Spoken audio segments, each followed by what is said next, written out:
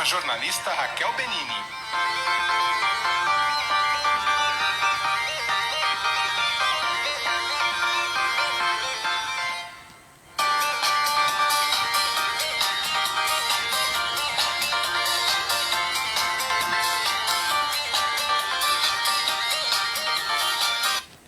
Oiê! Seja bem-vinda, seja bem-vindo nesse papo bom dessa terça-feira, sua revista virtual de todos os dias.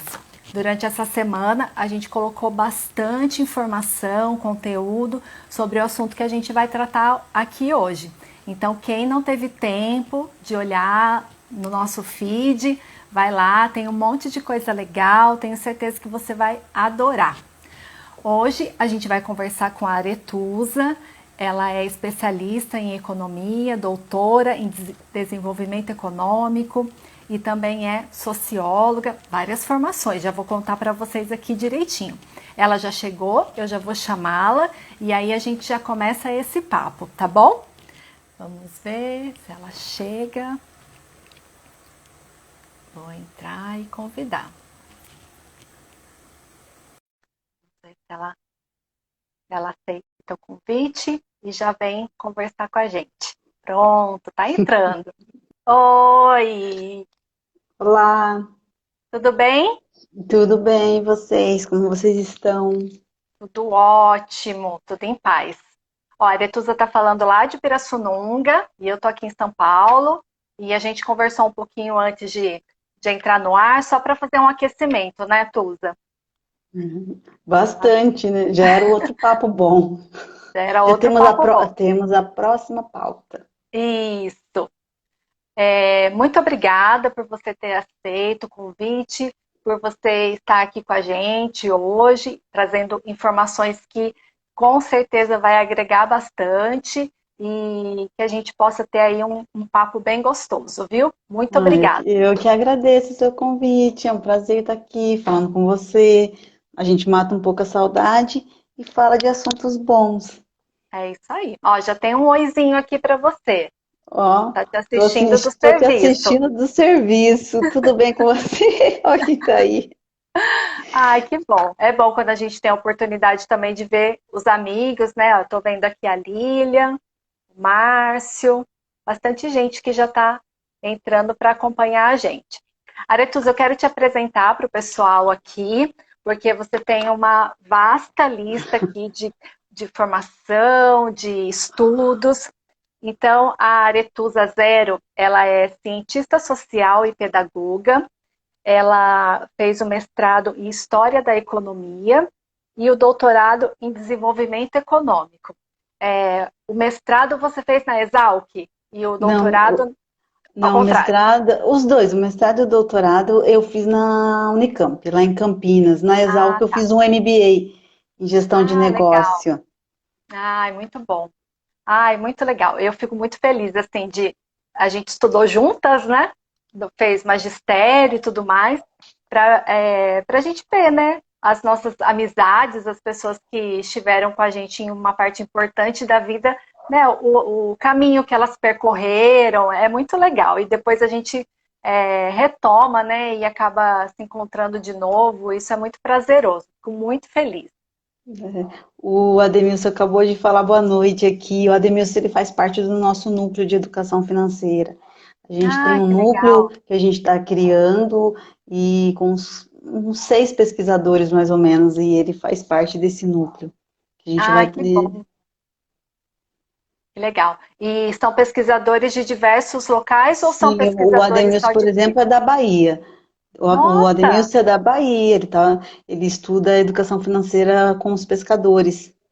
que Nós temos legal. um pessoal do Pará, nós temos pessoal de Juiz de Fora, de São Paulo, do Nossa, Sul, um de cada estado praticamente. nossa, um estudo muito rico, hein, Tusa? Depois tem que Sim, divulgar bastante e eu sim. também quero ter acesso a esse resultado aí, viu? Muito interessante. Eu queria que a gente começasse aqui num bate-papo falando um pouco sobre um assunto muito atual aqui, Tusa, que eu gostaria assim de ouvir uma análise mesmo sua, né? Que é a questão da pandemia. A gente tem visto cada dia mais, cada vez mais, né, em matérias e tudo mais, o quanto a sociedade está sendo impactada no sentido da miséria, da fome, no sentido social mesmo, né? O quanto essas pessoas têm sofrido o impacto da pandemia, porque é óbvio, a gente sabe que é preciso ficar em casa o máximo que puder nesse momento. Só no estado de São Paulo hoje a gente teve mais de 1.300 mortes, então esses números vêm aumentando cada dia mais. Mas, ao mesmo tempo, a gente também sabe que é preciso ter um suporte, né? A pessoa vai ficar em casa, ela vai deixar de trabalhar, especialmente as pessoas que trabalham na rua, né? Trabalham com um trabalho mais informal, enfim.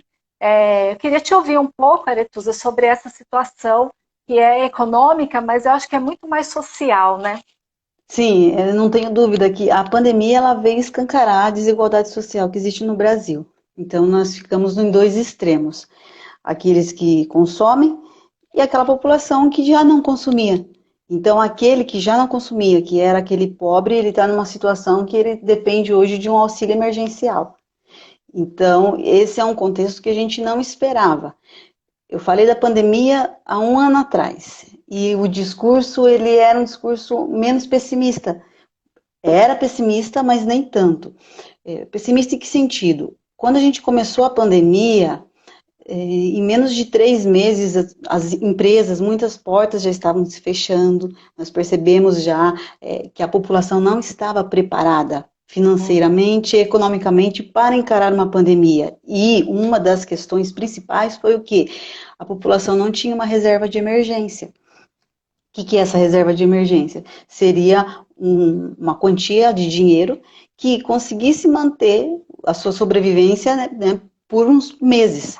Falava-se de 6 meses, mas agora, depois da pandemia, como que é essa reserva de emergência? Mas a população ela já entrou na pandemia sem essa reserva de emergência. E muito disso, por quê? Por conta da falta de educação financeira que existe no Brasil. Não se falava de reserva de emergência antes da pandemia, como começou a se falar depois. Só que agora a gente está numa situação onde a miséria, aquele que consumia poucos bens, ele está vendendo a geladeira dele para poder comprar comida. Então, o governo ele precisa se preparar para quê? Na verdade, ele deveria estar preparado para ter esse auxílio emergencial, como em todos os outros países foram se movimentando, e para dar o suporte a essa população, porque agora o que acontece? A gente não está perdendo apenas renda, não são portas que estão fechando apenas, são muitas vidas que estão sendo perdidas, e são muitos órfãos que estão ficando. Então, daqui para frente, nós teremos muitos problemas sociais. Então, mais do que nunca, nós vamos precisar do quê? De políticas públicas para poder reerguer nossa sociedade, reerguer nossa economia e cuidar de quem sofreu muito com a pandemia, seja um empresário, seja um trabalhador que perdeu o emprego. Então, nós temos os resultados da pandemia para que nós vamos ainda sofrer muito, né, as consequências disso para os próximos anos. Anos, décadas, eu digo, até a sociedade se reconstruir como um todo. Então, não é apenas a economia. Agora, os pontos que eu destaco em relação à pandemia foi isso, assim, eu acho que o essencial foi a falta dessa reserva de emergência, onde as pessoas não tiveram a opção, não tiveram a condição de pensar, de se reestruturar, porque a reserva, ela não te manteria mais por um ano e meio, dependendo de como foi feita essa reserva, mas ela daria um respiro para a população. E o que nós percebemos? 2 meses, 3 meses, não existia esse respiro. Um comércio de anos, de décadas, ela estava fechando a porta. Por quê? Por várias razões. Falta de planejamento financeiro daquele empresário, falta de um planejamento daquele indivíduo. Por quê? Várias razões. Uma delas é a falta de educação, porque daria para ter sido construído ao longo do tempo, mas não se falava também de educação financeira. Como depois da pandemia foi um boom. A gente percebeu um boom de pessoas falando da educação financeira, né? Agora, Aretuza, eu queria aprofundar um pouquinho mais nesse tema, que acho que é um tema bem atual mesmo, que traz a gente para uma realidade que talvez a gente não tenha tido muito contato nos últimos anos, né? Acho que era uma coisa que faz tempo que o Brasil não via, né? essas pessoas que cada vez mais estão sem condições para se alimentar, né, o básico. E queria, assim, uma análise sua com relação à postura ou o que poderia ter sido feito do governo, né? Em que momento o governo tem que atuar, né? Assim, baseado nos seus estudos, no que você tem de conhecimento.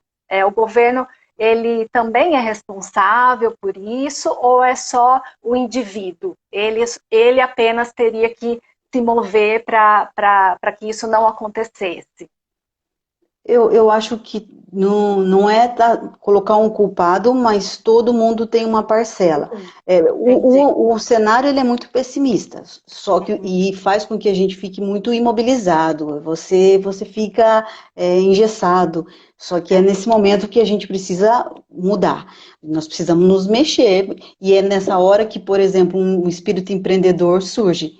Se a gente olhar a quantidade de negócios que também surgiram na pandemia, porque alguém que tinha um talento ali adormecido, um dom, ele começou a perceber e transformou isso em negócio. Então, nós encontramos diversas pessoas que estão super bem sucedidas em plena pandemia. A pandemia, ela transformou a vida de muitas pessoas, principalmente por conta desse espírito empreendedor. Em relação à assistência, desde que o mundo é mundo, né? O governo ele foi feito para cuidar das nossas necessidades. Então, lógico que a gente precisaria estar bem estruturado. A pandemia foi algo que pegou o mundo inteiro mesmo, é uma crise sem precedente. Não tem nada parecido ao longo da história.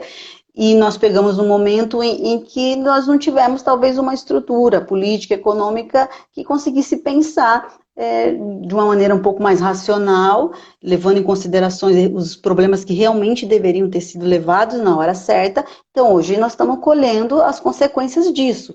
Então, é um conjunto. O indivíduo, ele tem também a sua parcela de culpa, mas eu não gosto dessa palavra culpa em nenhum momento da vida. Eu acho que não é a culpa, mas se eu tivesse me preparado um pouco melhor... A gente não quer achar culpados, mas as pessoas responsáveis no processo, né? Os que atuam, os indivíduos que são... que tem que atuar, né? Que somos todos nós, sociedade e governo... em conjunto, né, Tusa? Senão não acontece, né? Acontece. O que eu penso? Eu acredito, assim, em algumas lições. Eu não sou pessimista. Se eu fosse pessimista, eu não estaria aqui hoje, e não é aqui na live, eu não estaria aqui na vida. Eu sempre gostei de encarar tudo com muito otimismo. Mas o otimismo não quer dizer a ingenuidade. Eu não acho que a pandemia vai transformar a nossa sociedade no sentido de, a partir de agora, seremos novos seres humanos mais evoluídos. Essa parte eu não acredito, mas eu quero acreditar que a pandemia vai fazer, no mínimo, nós revemos nossas questões em relação ao consumo, principalmente ao consumismo. Se você olhar para a quantidade de coisas que a população como um todo consumia. Nós vivemos numa sociedade de consumo, onde infelizmente, o que acontece? Eu tenho que demonstrar o que eu sou, o que eu faço, através das coisas que eu consumo, né? O Bauman é um sociólogo que eu gosto muito de falar dele. Ele faleceu faz uns 2 anos, e eu vou falar dele até eu morrer. Eu sempre, quando eu puder, eu vou falar do Bauman. Ele é denso, ele é complexo, mas ele fala da sociedade de consumo, de que como nós temos que ser aceitos na sociedade pelos bens que nós possuímos, pelo que nós mostramos nas redes sociais. Para você fazer parte de um grupo, você precisa estar num certo status, né? Para eu me sentir incluída, assim, né? Para eu me sentir incluída em um grupo, eu tenho que adquirir determinados bens, e bens que muitas vezes eu não quero, não faz parte da minha vida, mas eu tenho que consumir um padrão de vida, de comportamento que não diz respeito a mim. E eu acho que hoje, as pessoas dentro de casa, olhando a quantidade de coisas que ela consome, consome. É aquela história, eu precisava de tantos sapatos, de Tudo tantas isso é, bolsas, de tudo isso. exatamente. Eu falo assim, o mundo ele não precisa mais de coisas. É, Não tô levantando uma bandeira aqui do minimalismo, mas eu sim, quero dizer assim, a gente precisa de tantas coisas, a gente não precisa mais de tudo isso. Vamos exatamente. reaproveitar, vamos reutilizar. E para aqueles que têm condições de trabalhar um pouquinho a questão da solidariedade, É, sabe, de olhar importante, para o outro, importantíssimo. eu acho que a pandemia ela veio para isso, sabe? Ela Para está dando a tentar, ela oportunidade está para as dando a pessoas, oportunidade. Isso, exatamente. eu não acredito que ela vai transformar o indivíduo, mas ela está dando a Uhum. oportunidade para que a gente consiga melhorar enquanto ser humano. E em relação ao consumo, eu não acredito que esse padrão de consumo que a gente seguia até hoje, ele Uhum. pode continuar. É, A gente estava assim, não é só, o consumismo, ele não afeta só essa questão financeira, tem uma ligação extremamente direta com os recursos ambientais, e com o meio ambiente.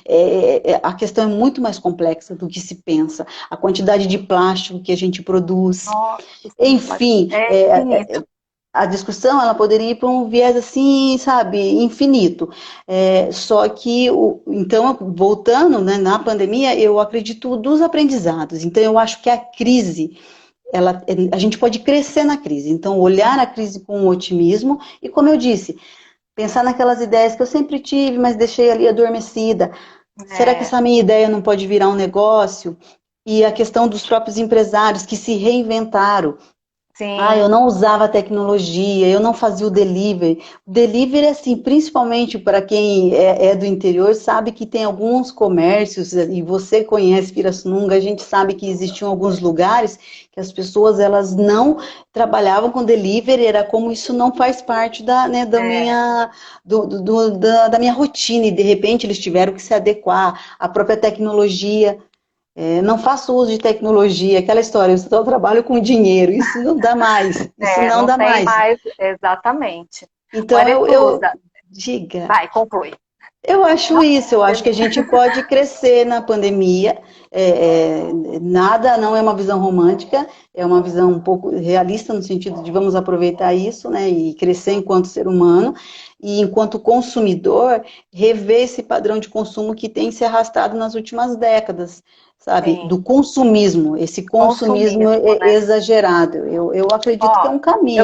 eu quero aproveitar aqui que tem bastante gente com a gente, mandar um abraço em meu nome, da Aretusa, para todo mundo que está aqui, ó, o Leandro, o Cauê, o Ademilson, ele já escreveu várias coisas, eu estou lendo assim o que ele tá escrevendo aqui, viu, Ademilson, só que a gente vai assim se empolgando com a Aretusa falando e acaba deixando aqui, ó, o Márcio também escreveu, o Marcelo, o Vivian, o Lucas, olha, um monte de gente bem legal aqui participando, escrevendo, e ai, a gente não consegue ler tudo, né? Eu vou ler algumas aqui, tá, Tusa, para a gente prestigiar aqui nossa audiência, né? Ó, o Ademilson falou o seguinte: se tivéssemos ações coordenadas entre governo federal, estadual e municipal, não chegaríamos a esses índices horríveis que passamos, é verdade. O Márcio colocou assim: uma ação, ó, eles estão pensando mesmo nessa coisa de conjunto, né, que você estava falando. Uma ação coordenada para isenção de impostos, congelamento e descontos em aluguéis poderia ajudar um esforço em conjunto em todas as esferas, né? E nitidamente foi uma coisa que não aconteceu aqui no Brasil, né, Tusa? Sim, Infelizmente, né? e esse exemplo que o Márcio falou dos aluguéis, o aumento absurdo, então você via o inquilino negociando com o proprietário, e aí ia da boa vontade de um e do entendimento do outro, foi, foi uma situação bem complicada, quer dizer, está sendo, né? Está sendo, né? Durante essa semana, a gente divulgou um pouco sobre educação financeira, inclusive eu me baseei muito no educafinanceira.com.br, que é o site da Aretusa, que tem artigos ótimos, que tem muita informação ali, tem um conteúdo bem legal, tem os livros que ela é autora, né? E aí vocês também podem percorrer por lá para ter mais informações, para também tirar dúvidas, né? Eu gostei bastante, tem muita informação que está no feed que a gente absorveu lá do site. Mas fala uma coisa, Arituza, você está falando do consumismo, da educação financeira, como que é, como que isso acontece? Como que você trouxe essa visão da educação financeira para o dia a dia das pessoas? Como que elas devem ter essa relação, já que a gente nunca parou para estudar, né, educação financeira? A gente não aprende na escola, né? Onde que é esse lugar do aprendizado da educação financeira? Então, eu costumo falar que a educação financeira é um tripé. É a família, é a escola e é a sociedade como um todo. Então, nos últimos anos, tem se dado atenção à educação financeira nas escolas.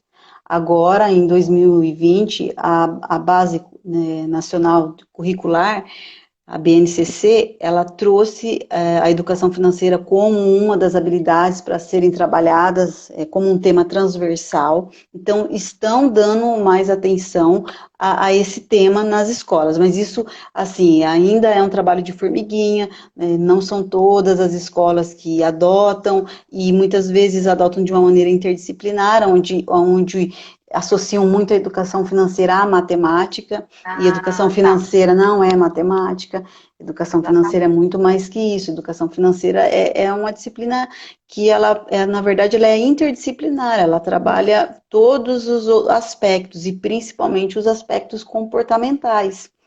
Então, Exatamente. a gente está falando principalmente de comportamento. Quando a gente fala de consumo, não adianta eu dar uma planilha para você, essa planilha não vai resolver a sua vida. Porque eu vou muito além da matemática, eu preciso entender o seu padrão de consumo, eu preciso entender se você sabe de planejamento, você precisa conhecer esse assunto, trazer isso para a sua vida, isso vai se tornar um hábito, é como atividade física. Não adianta você comprar a melhor roupa de ginástica e assinar né, a Um maior plano da blogueira melhor fit, ou academia, só melhor que não vai nunca, né? academia, isso não vai te trazer saúde nem a Exatamente. magreza desejada, o corpo que você deseja. Então eu faço sempre uma analogia entre dinheiro e saúde, sabe, a Ô, física. Tuza, deixa eu te fazer uma pergunta aqui, ó, do Marcelo e da Lília.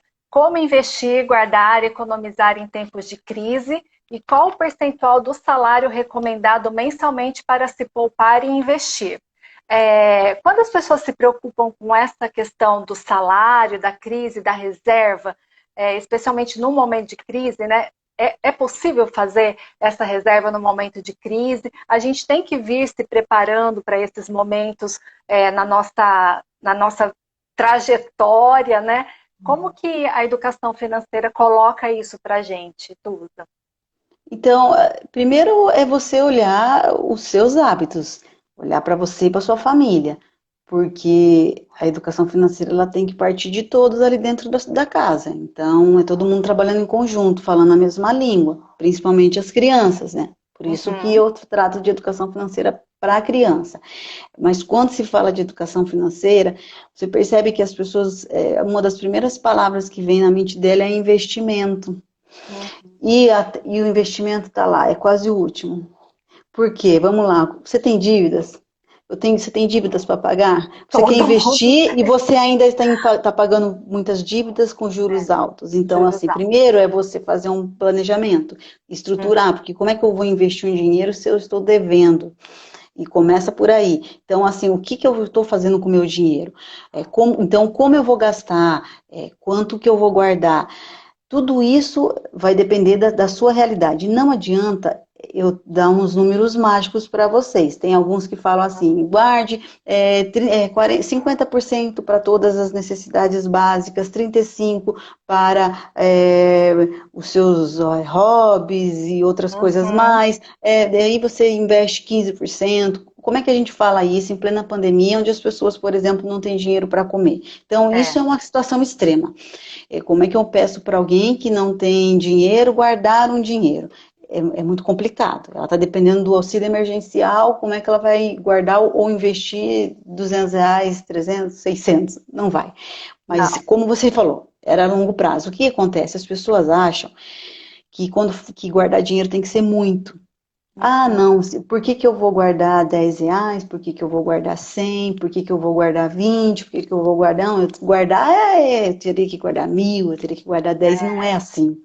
Se você, por exemplo, começar a guardar, no mínimo uns 10% do seu salário, se você conseguir, Uhum. ao longo prazo, você vai conseguir fazer uma reserva de emergência. Tendo uma reserva de emergência, você pode dar outros passos. Quais são os outros passos? Eu vou investir. Por quê? Porque aí eu posso pensar em qual é o meu perfil, qual é a minha realidade enquanto investidora. Por quê? Porque também não adianta eu falar assim para você agora. Ó, o melhor investimento é agora você pegar sua grana e colocar tudo em renda variável, tá? Nossa, E aí não. vamos lá, vamos arriscar e você vai ganhar É. muito, porque quanto mais você arrisca, mais você. Só que você tem várias responsabilidades. A sua idade já não permite determinados comportamentos financeiros. Não estou dizendo É, que eu estou tem que ter dizendo, muita responsabilidade, né? não estou dizendo que é impossível. Ah, então eu passei de determinada idade e não invisto mais nisso. Não é isso, mas quais são minhas prioridades? E se acontecer uma emergência agora? O que que eu faço na minha casa? Como é que eu faço com meu filho? Então, assim, é, qual é a porcentagem? Quanto mais você conseguir guardar. Quanto você Então, conseguir, né? Um quanto mês eu consegue penso uma assim, só quantia, que no outro mês consegue um só pouco mais, né? sim, mas aí o que que eu penso? Essa quantia também nós somos um ser que não é muito disciplinado. E educação financeira exige disciplina. E eu falar assim para você, guarde todo mês. Quando que você vai lembrar que você tem que guardar? Quando o mês acabar e o dinheiro acabou e você não guardou. É. Então, essa parcelinha, que seja 10, 20, 100, 1.000, não sei quanto você vai conseguir guardar, Uhum. ela teria que já estar ali no seu planejamento, logo que cai a sua renda, que Ah, entendi. seja o seu salário, seja uma pensão que você recebe, seja uma bolsa de estudos, sabe? Eu penso muitas coisas, se eu tivesse aprendido isso antes, sabe? Se É, os meus pais tivessem falado disso antes, quantas coisas, quantos comportamentos eu teria evitado. Então, exatamente. o que que eu gosto de trabalhar? Eu gosto de trabalhar com a realidade. Não adianta você trabalhar com porcentagens que não vai caber na sua realidade.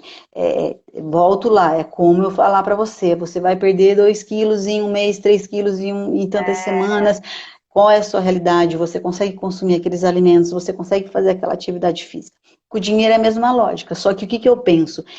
Guarde, o mínimo que seja. Mas então eu vou guardar R$ 1. Não é possível, vou guardar R$ 1. Ué, guarde R$ 1. Daqui é, 10 meses você tem R$ 10. Mas e se você guardar R$ 10? Daqui 10 meses eu tenho R$ 100. Vocês percebem que é possível guardar. Aonde que eu sim. guardo, Aretusa?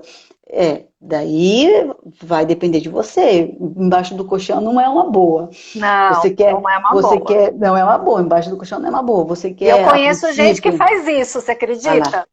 ah lá. Você quer fazer cofrinhos na sua casa, caixinhas, escrito algumas coisas e guardar o dinheiro de uma maneira lúdica, mas hoje em dia todo mundo, né, ou todo mundo não, mas a maioria das pessoas elas têm acesso a um banco, a uma Sim. conta, seja digital, enfim, ela consegue pôr um dinheiro lá. Mas eu acho que se você começar a guardar hoje, mas nós estamos em plena crise, como é que eu faço para guardar? Ué, vamos olhar onde você anda gastando, porque em plena crise eu tenho certeza que tem muita gente consumindo também o que não deveria. É, Então, exatamente. reveja seus gastos, olhe para os seus gastos, e aí você É. vai perceber, ué, mas foi muito ali pedi muita Ô, comida e Aretusa, deixa eu te falar uma coisa. fala. Eu sou a louca da conta da energia elétrica, né? Hum, Então eu fico em casa o tempo todo. Apagou a luz, saiu do lugar, apaga a luz, apaga a luz, apaga a luz, não sei o que lá, não sei o que lá. E eu vi num dos artigos que você escreveu que é importante a gente ver onde dá para reduzir a conta. E a hora que eu li ali que você colocou na conta de energia, eu falei assim, eu já sabia. Porque sim. realmente a gente às vezes são pequenas coisas, pequenas atitudes, né? Que você vai mudando esse comportamento. Né? Para que deixar todas as luzes da casa acesa? Para que deixar o negócio ligado se ninguém está usando? Né? Às vezes a pessoa liga a televisão e vai tomar banho e deixa lá ligado. Então, assim, a hora que eu li aquilo, eu falei assim, nossa, que bom, acho que alguma coisa eu já tô fazendo, porque a gente também precisa, né, Aretusa, criar esses hábitos, né? Mas esse hábito ele tem que ser criado na criança. Para quem tem um filho dentro de casa, ele tem que começar a entender que educação financeira é ele apagar a luz antes de sair do quarto. Então, o que que é, eu vejo? Eu vejo muitos desavisados, muitos pais ansiosos, que eles estão mais preocupados em quê? Em criar, eu falei até esses dias no Instagram, uns financistas mirins, um é, mini executivo. Então, ele está tão preocupado em ensinar o filho dele a investir numa bolsa de valores com 9 anos de idade, mas o filho dele não sabe que se ele fechar a torneira enquanto está escovando o dente, aquela água que estava escorrendo vai diminuir a conta de água que o pai paga. Então, exatamente. noções básicas de consumo É. consciente. Então, isso é educação financeira, é consumo consciente. Eu acho muito importante a gente partir desse princípio, né? Porque fazer um investimento, arriscar, né, em bolsa, que seja qualquer tipo de investimento, renda variáveis e tal, isso aí você vai decidir, né, em algum momento mais para frente, né, e tudo mais. Mas a educação que você tem dentro de casa, né, com esses pequenos hábitos, isso você já vai conseguir ter uma noção, né, Tusa, do que se paga, né? Hoje você vem com uma conta de luz mais de R$ 100, e aí no mês seguinte vem 80, né? Então é uma diferença que pesa, né, no bolso da família, né? Então é importante mesmo que a criança aprenda a lidar, né, com essa questão das finanças, né? Que é uma coisa que vai te acompanhar a vida inteira, né? Não tem como É, escapar. sim, e aí você percebe que se você economizou R$ 20, seria talvez um R$ 20 que você poderia guardar. E até É, minutos atrás, aquela pessoa estava dizendo, eu não tenho como guardar dinheiro. exatamente. Agora, Tusa, a gente está falando da educação financeira para a criança, né?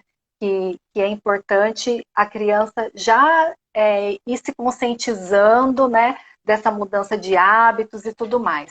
E quando tem aquela relação de troca, o que você acha? Por exemplo, os pais ou alguém da família, assim, alguém próximo da criança, se você fizer isso, se você comer direitinho, eu te dou uma moedinha de R$ 1, eu te dou um dinheirinho. Nanana. Como que é essa relação de troca com relação ao dinheiro para a criança?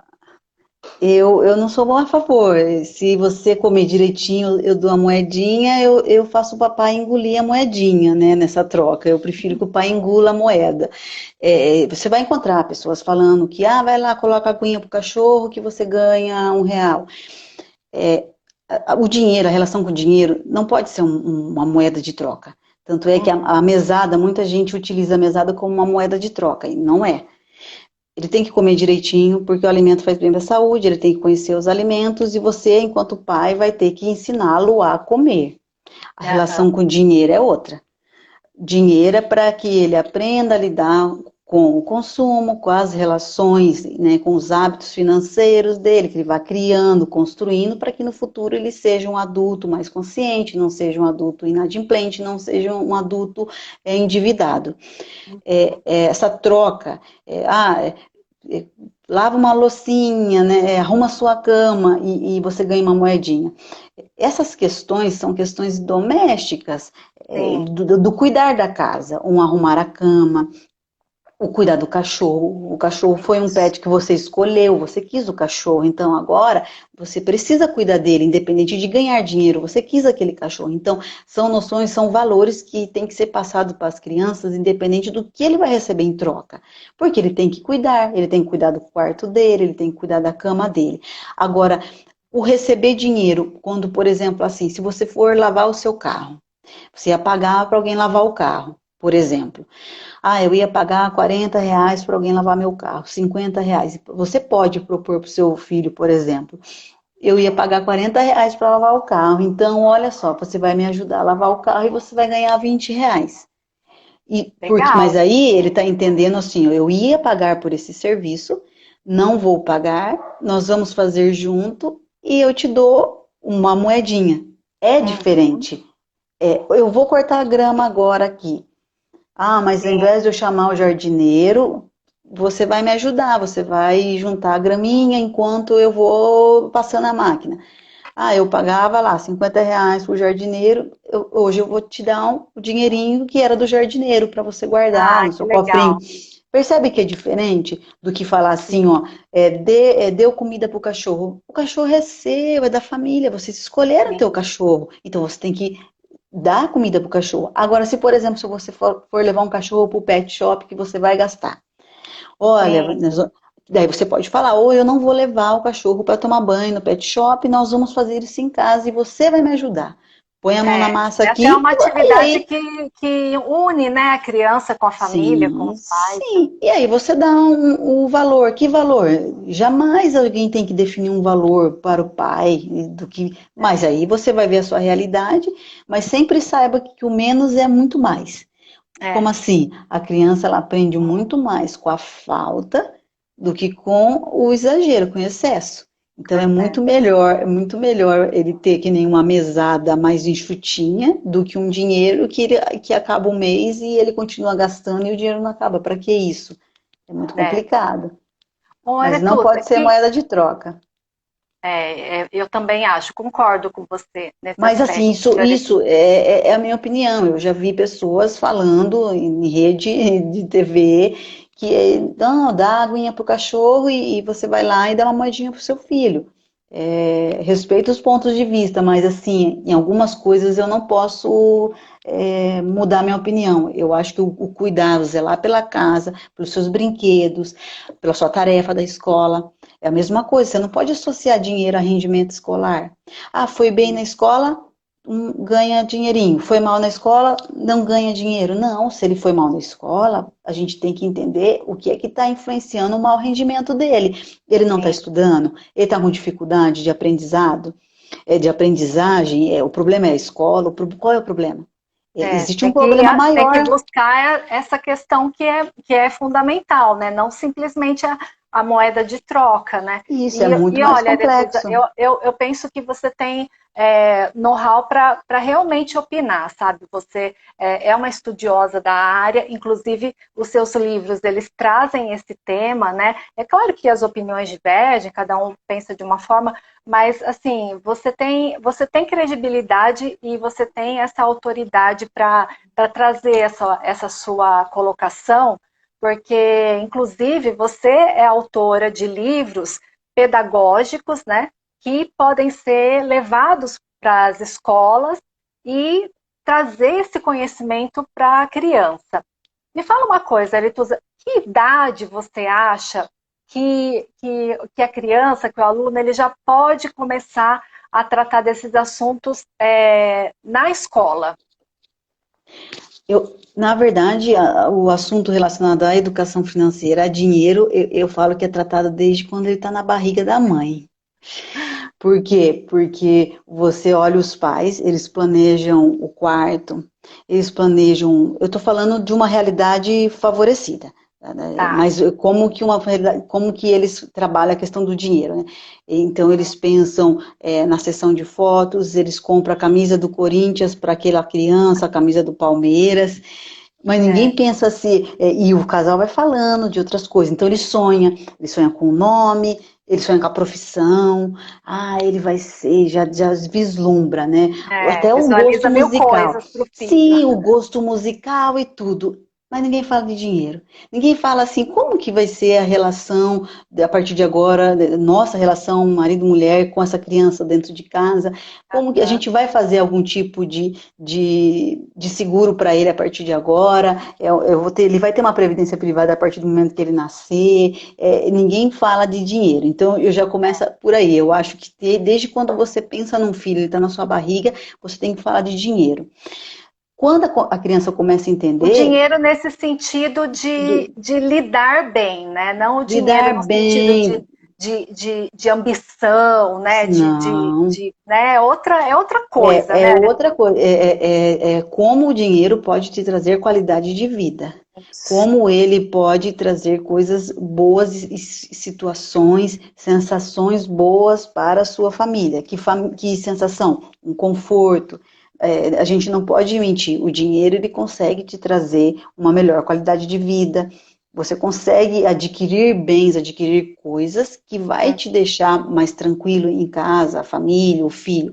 E aí você falou, com que idade, né, a gente tem que falar de dinheiro?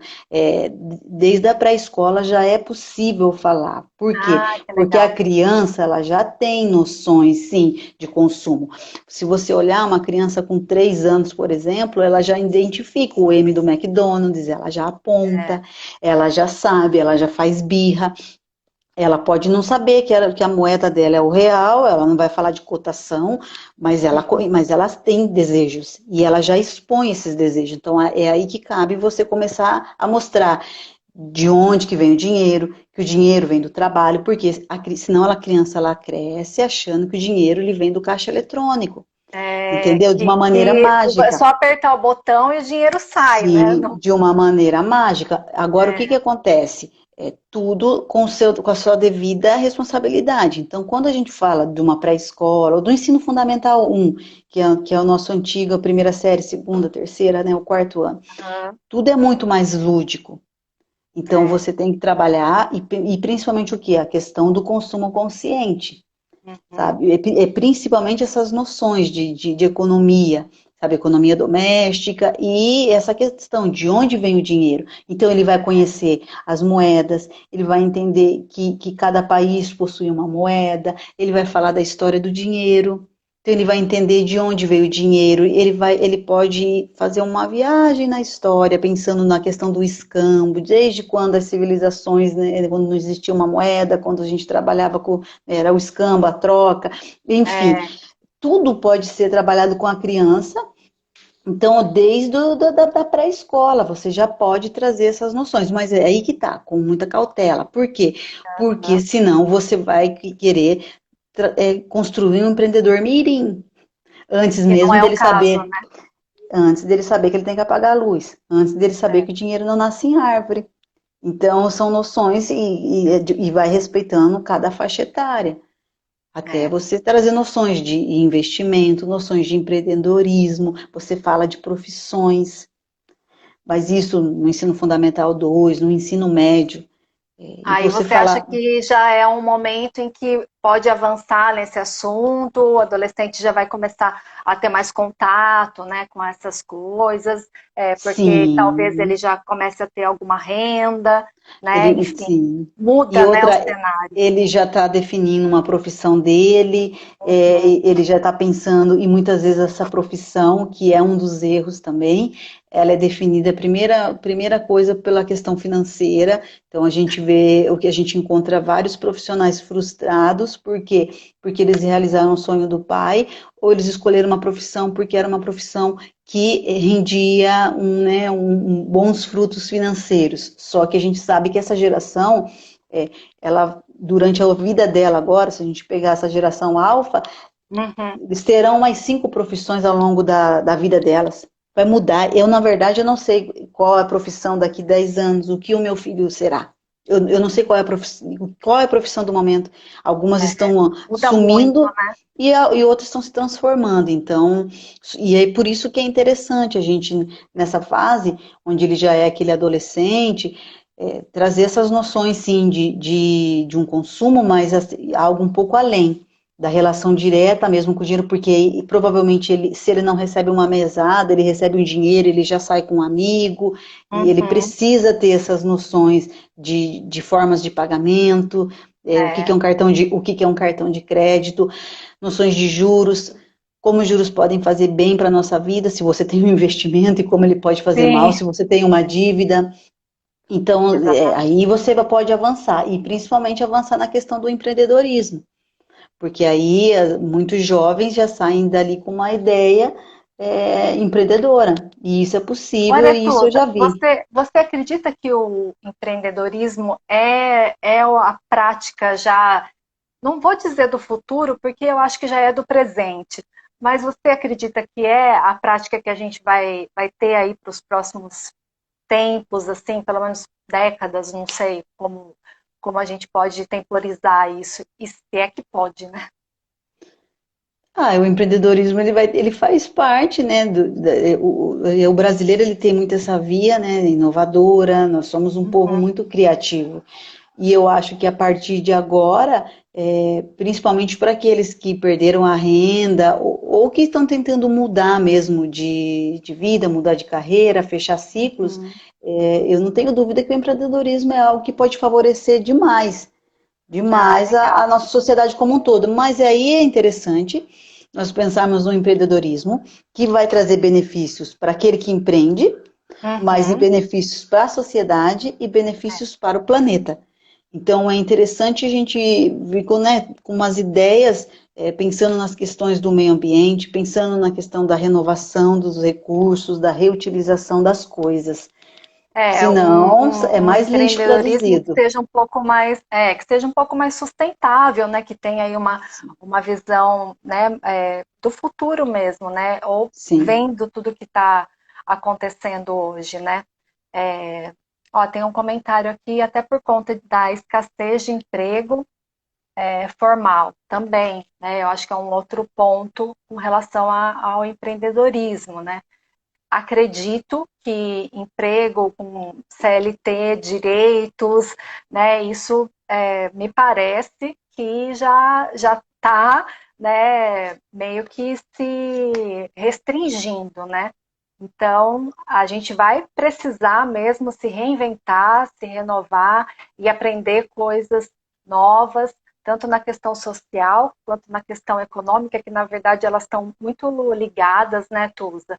E para que isso aconteça, as pessoas precisam ter a consciência de que é super importante aprender como lidar, né, com esse dinheiro, com essa renda que você tem e que reduziu, por exemplo, aqui em casa. Aqui em casa a renda reduziu, porque eu perdi meu emprego. Então a gente precisou sentar, conversar e reformular a nossa rotina, os nossos gastos e tudo mais. Então, esse aprendizado, assim, no meu modo de ver, Aretusa, você me corrige se eu estiver falando muita besteira, pelo amor de Deus, é uma coisa que você vai estar colocando em prática no seu dia a dia, na sua vida, para sempre, né? Porque você vai estar sempre lidando com essas questões, né? Que não são previsíveis, né? E o dinheiro, a renda, ela é o que vai te manter, né? Por exemplo, para procurar um emprego, eu vou precisar ter um recurso reservado, enfim, e tudo mais. É uma sequência de coisas, né? E, Aretusa, eu queria te colocar, até coloquei essa semana lá no feed, que é uma música do Paulinho da Viola, que ele fala que dinheiro na mão é vendaval, né?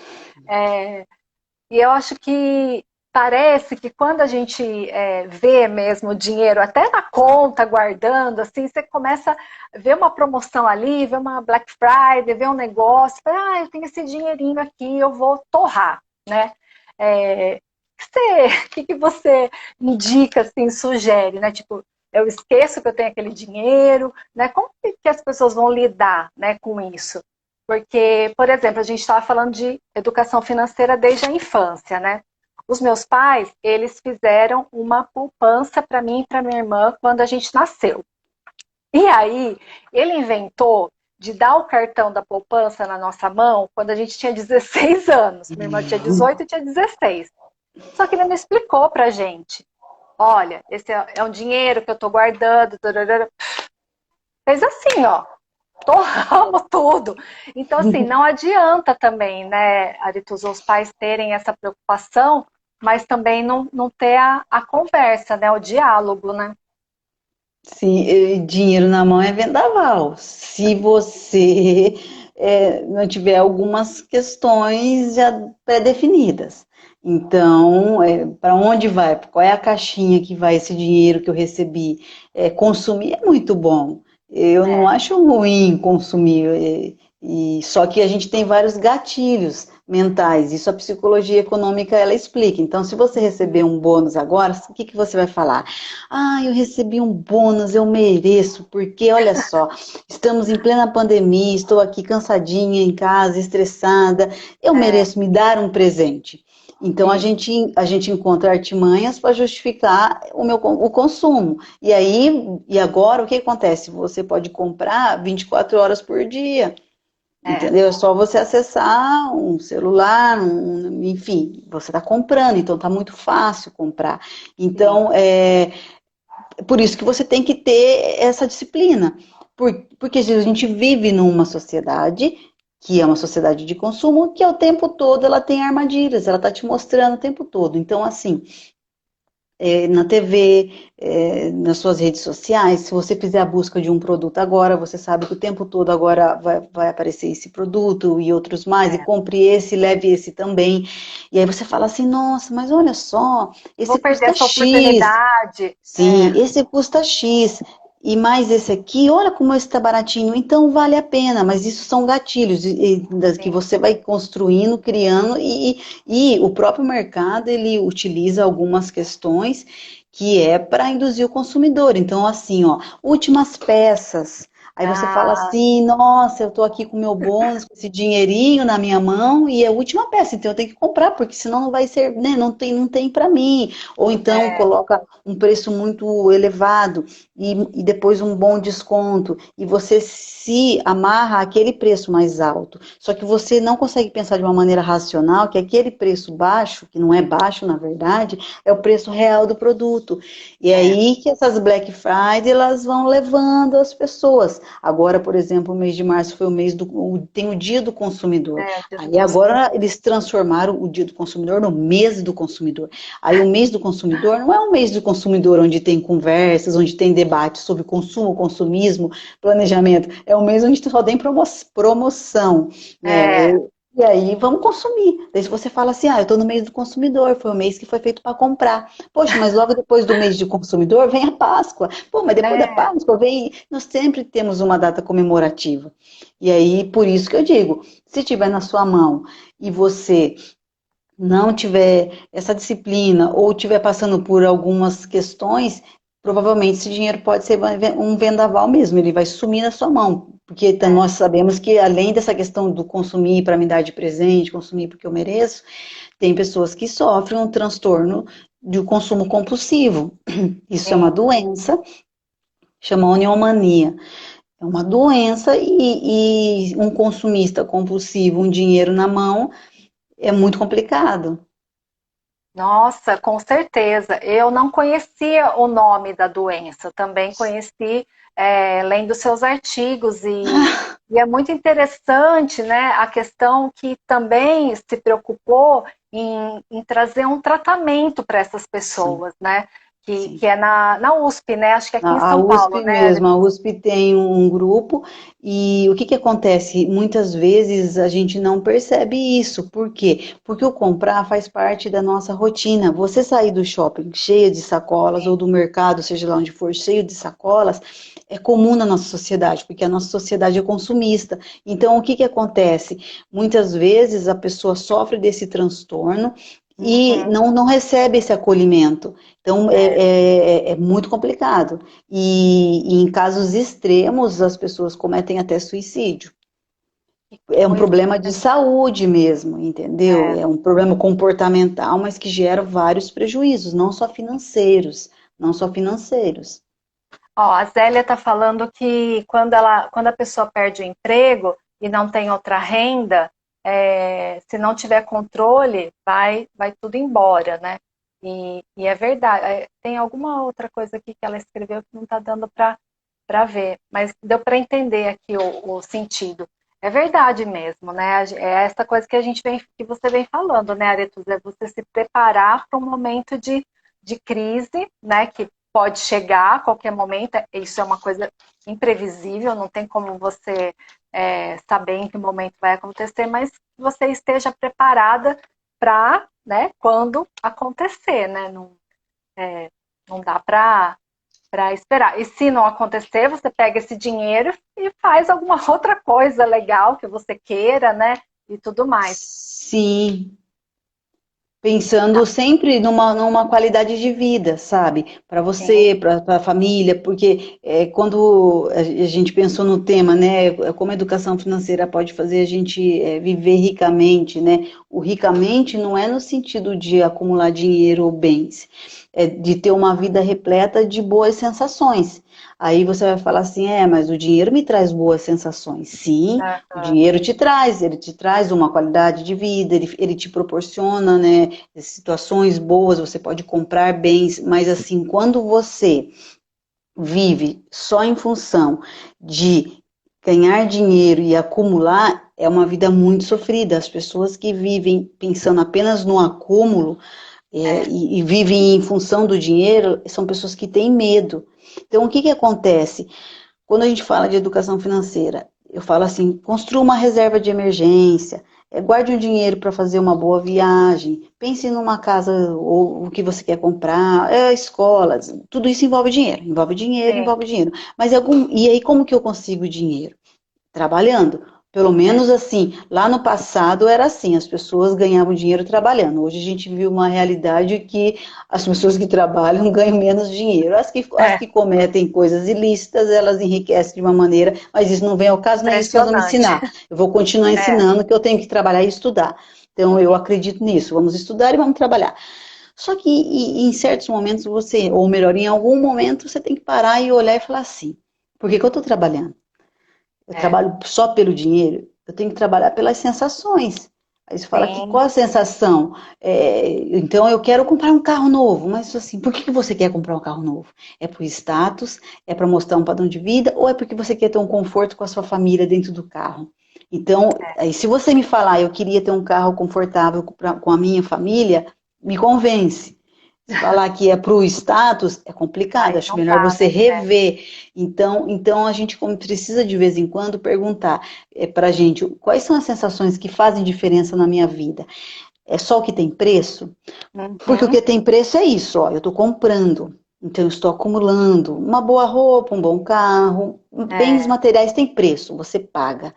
Mas o que realmente traz as boas sensações para a gente é aquilo que não tem valor. E hoje a gente vive numa sociedade que o que tem mais importância para a maioria é o que tem preço. E muitas vezes as pessoas percebem, né, muito tardiamente que as sensações mais importantes para ela eram o quê?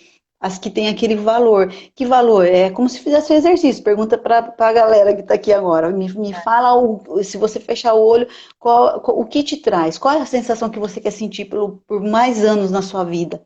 Provavelmente é o quê? É algo relacionado à família, é algo relacionado a carinho, é algo relacionado a qualquer coisa que não tem preço. Você não paga, você não paga, você não paga. Então, assim, que o dinheiro traz uma qualidade de vida porque você consegue ter conforto, isso é inegável. Mas que as coisas que têm valor são mais importantes para conduzir a sua vida. Mas isso é uma forma que eu penso. Isso é uma forma que eu penso e não estou certa, porque cada um tem as suas verdades, mas eu posso te garantir que tem muita gente que vai passar pela vida, não vai viver uma vida ricamente, mas vai morrer rico. Você vai morrer rico, mas você não vai ter uma vida rica. E de que adianta, né? Aí você deixa um monte de riqueza, os filhos todos brigando para dividir herança e sei lá. Eu concordo com você em gênero, número e grau e isso que você falou, Tusa, bate muito aqui, né? Impacta muito aqui na gente, né? Eu, você, que vivemos experiências difíceis, né? Perdas de pessoas que são tão importantes na nossa vida, e graças a Deus, né, que a gente já tinha esse aprendizado do que é realmente importante, né, de como que é feita essa programação de vida, né, não só pensar no dinheiro, não só pensar nessa questão de acúmulo, né, de consumismo, mas que tem coisas muito mais importantes para a gente carregar com a gente no coração, né? Tusa, eu falei para você que uma hora passa rapidinho. Por quê? Porque já passou. A gente tem 1 minuto e eu tô morrendo de medo de perder essa live. Olha, muito obrigada. A gente combina outro dia para conversar mais e mais e mais. Eu fiquei muito feliz, viu? E muito obrigada por ter aceito esse convite. Eu bom? agradeço muito, não vamos perder essa live e espero ter contribuído de alguma forma para que a gente consiga viver ricamente em todos os sentidos na nossa vida, sabe? Em todas as esferas. Uma Beijo pena, é uma gigante. pena, é uma pena. É, Acabou. tá acabando. Beijo, viu? Salva ela aí, um beijo para vocês. Obrigada pela Tchau. participação. Tchau. Ai, tem 12 segundos. 11, 10, 9. Acho que agora ele vai fechar. 8, 7, 6, 5. Obrigada, viu, Tusa? Fiquei Eu muito, que muito, muito agradeço.